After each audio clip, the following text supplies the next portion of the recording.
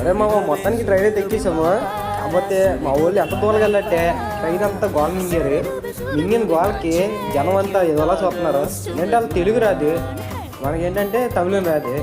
So మనం ఎంత గోల చేసినా ఏం చేసినా వాళ్ళకి అసలు అర్థం కాదనమాట.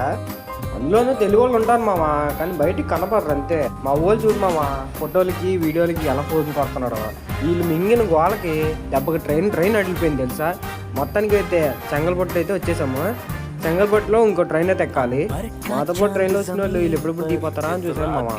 మళ్ళీ మాకు ఒక అరగంట బొక్క మామ ట్రైన్ కోసం. మొత్తానికి పాండిచేరి ట్రైన్ అయితే వచ్చేసింది. అస్సలు ఖాళీ అంటే ఖాళీ లేదు మామ. కానీ ఎవరో స్టేషన్ దాటాక సీట్ దొరికిందిలే అందరికి. శుభ్రంగా అందరు కూర్చొని ఆవిడ ఫోన్లో బిజీ అయిపోయాడు.